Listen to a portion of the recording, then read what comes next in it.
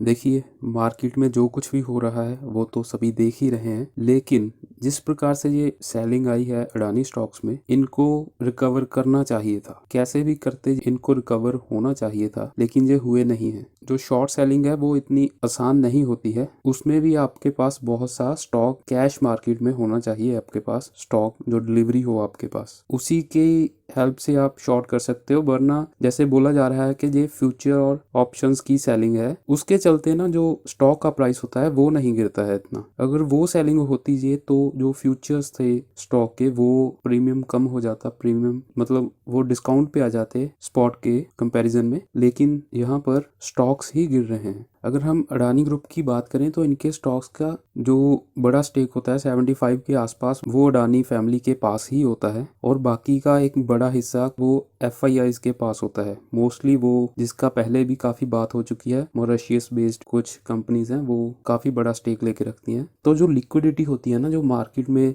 जो रिटेल के पास या बाकी छोटी DIIs के पास स्टेक होना चाहिए, वो बहुत कम होता है इसमें। लेकिन अगर वैसा ही है तो इतनी सेलिंग कौन कर रहा है? इंडिया में जो इनका बड़े इन्वेस्टर होते हैं वो मेनली LIC ही है। तो इतना ज़्यादा गिराने के लिए कोई बड़ा स्टेक ही किसी ने बेचा होगा जी। या तो कोई बड़ा प्लेयर है जो थोड़ा टाइम पहले से ही इसको बाय कर रखे चल रहा था, जो इसमें बड़ी पोजीशन बना रहा था, ताकि उसके पास फ्यूचर्स में सेल करने, शॉर्ट करने के बाद एक सेल करने के लिए एक बड़ी क्वांटिटी हो। उसके बिना तो ये पॉसिबल नहीं है। दूसरा केस एक और बनता है जिसमें जो अडानी जी ने अपने शेयर प्लेज किए हैं ना, जिन बैंक्स के पास वो शेयर पड़े हैं, अगर वो बैंक्स बेचना शुरू करें तब ये पॉसिबल है इतना बड़ा फॉल। उनके बिना कोई और ऐसे इतना प्राइस मूवमेंट नहीं ला सकता है, क्योंकि उनका जो स्टेक है वो रिटेल के पास या ओपन मार्केट में बहुत कम है। तो ये एक बहुत नेगेटिव पॉइंट है कंपनी के लिए एज ऑफ नाउ, जो बाद में निफ्टी को भी इफेक्ट कर रहा है।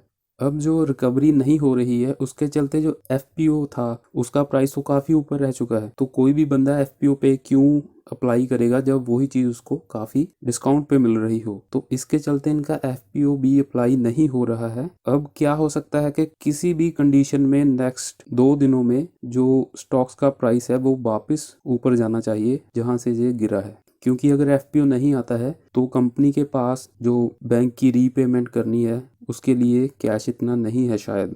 बैंक्स का जो लोन ही रीपेमेंट के लिए ही FPO ला रहे थे ये, लेकिन एज ऑफ नाउ कोई अप्लाई नहीं कर रहा है। और इसमें एक दिक्कत ये भी है, ये डिस्काउंट देना चाहे तो दे सकते हैं FPO प्राइस पे। एज ऑफ नाउ अगर जो स्टॉक का प्राइस है वो नीचे आ चुका है तो FPO प्राइस पे डिस्काउंट देकर वो उसको नीचे ला सकते हैं। उस केस में एक दिक्कत और आएगी, अगर FPO का प्राइस नीचे आता है तो स्टॉक का प्राइस फिर से गिरेगा, क्योंकि कोई भी बंदा बोलेगा कि जो करंट प्राइस है वो ज़्यादा है और मुझे डिस्काउंट में बाद में मिल ही जाना है अगर FPO अप्लाई करूंगा, तो वो वहाँ पे शेयर बेचेगा और नीचे FPO को अप्लाई करने के लिए जाएगा। तो ये एक फिर से नेगेटिव पॉइंट बन जाएगा इसके लिए। और जो MSCI इंडेक्स होता है उसने सेबी से क्लैरिफिकेशन मांगा है कि ये क्या चल रहा है, आपके इतनी बड़ी रिपोर्ट आ रही है और इनकी 8 कंपनीज उनके इंडेक्स में भी शामिल हैं, तो वहाँ पे शायद फॉरेन फंड्स आते हैं जो वो बाइंग आती है। तो ये एक नेगेटिव पॉइंट हो जाएगा इसके लिए। अगर इसमें से कुछ भी, इस रिपोर्ट से कुछ भी नेगेटिव निकल आया हिंडनबर्ग की रिपोर्ट से, तो MSCI इंडेक्स में से भी निकाल सकती है कंपनीज, जहाँ कैसे भी जो भी होगा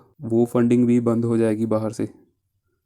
और एक और जो बहुत बड़ी नेगेटिव बात है वो ये है कि LIC इतने हाई प्राइसेस पे इसमें कैसे बाइंग कर रही है। वो पूरे देश का कोई भी म्यूचुअल फंड इनकी एक भी कंपनी में शेयर नहीं बाय कर रहा है। अगर हम इंडेक्स फंड को साइड पे कर दें, उसके बिना इनकी कोई कंपनी में कोई म्यूचुअल फंड बाय नहीं करता है। उनको पता है कि वैल्यूएशंस बहुत ही ज़्यादा हैं, लेकिन इतने हाई प्राइसेस पे LIC पता नहीं क्यों इनके FPO को भी अप्लाई कर रहा है। उसके पहले भी इन्होंने काफ़ी बड़ी पोजीशन खरीद चुके हैं ये। या तो LIC के पास कोई वैल्यूएशन के लिए इन्वेस्टर ही नहीं है, कौन हैंडल कर रहा है, कैसे हैंडल किया जा रहा है पता नहीं। लेकिन आने वाले टाइम में बड़े इन्वेस्टर्स हैं जो वो LIC पे अपना ट्रस्ट कम कर देंगे अगर ऐसे ही चला जाए। और बाकी हमने देख ही लिया कि बैंक्स कैसे गिरे हैं, क्योंकि एक बहुत बड़ा रिस्क हो जाएगा जी अगर अडानी ग्रुप अपना लोन टाइम पे रीपे नहीं कर पाता, क्योंकि इनके पास जो असेट्स हैं वो ऑलरेडी कम हैं लोन से। एक तो ये है बड़ी बात। दूसरा, कुछ चैनल्स दिखा रहे हैं कि जो लोन है जी उसका बहुत छोटा हिस्सा है, जो मतलब पूरा बैंकिंग सेक्टर का लोन है उसमें बहुत एक छोटा सा हिस्सा है जो अडानी के पास है। वो बात ठीक है, लेकिन अगर हम ओवरऑल देखें तो अडानी की कंपनीज एक बहुत बड़ा इमेज लेकर चल रही हैं देश में, और वो इंफ्रास्ट्रक्चर में मेनली सभी जगह बैठे हैं अपनी कंपनी लेकर। और अगर वहां से लोन खराब हो रहे हैं तो जो बाकी के लोन बांटे गए हैं उनकी इमेज पे भी सवाल होगा। और बैंक से हमारे अभी अभी कोविड के बाद इन्होंने अपनी जो बैलेंस शीट्स थी इनकी, उनको उनमें से एनपीए वगैरह को साफ किया है। अभी वो प्रोसेस कवर कर ही रहे हैं ये, उसके बाद ये नए एनपीए ना हो जाए इनके पास, तो ये भी एक बड़ा पॉइंट हो जाएगा नेगेटिव।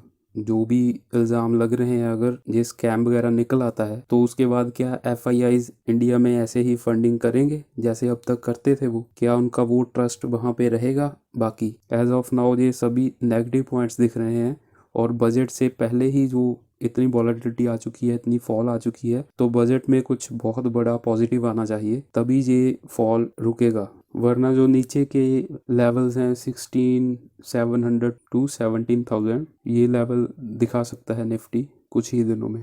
मंडे कैसे भी करके इस ग्रुप को अपने स्टॉक्स के प्राइसेस को ऊपर ले जाना होगा, वरना ये पूरी मार्केट को अफेक्ट करेगा, काफ़ी ज़्यादा करेगा। क्योंकि लास्ट टाइम अगर इंडिया बुल्स और एक और था आईएफएलएस का शायद, वहाँ पे जहाँ 1 लाख करोड़ का था एक कंपनी का, इसके आसपास का वो डिफॉल्ट था, तब भी मार्केट ने काफ़ी रिएक्शन ऐसा ही दिखाया था। बाइंग के लिए तो इसमें आप बिल्कुल ना जाएं, इस ग्रुप से आप पूरे से दूर रहें। थोड़ा बाउंस वगैरह बहुत तेज़ आता रहेगा इसमें, लेकिन जब तक ये स्टेबल नहीं हो जाता तब तक कुछ नहीं कह सकते। और वैल्यू इन्वेस्टर तो वैसे भी इससे दूर ही रहें, क्योंकि अभी भी बहुत बहुत बहुत ज़्यादा हाई वैल्यूएशन है।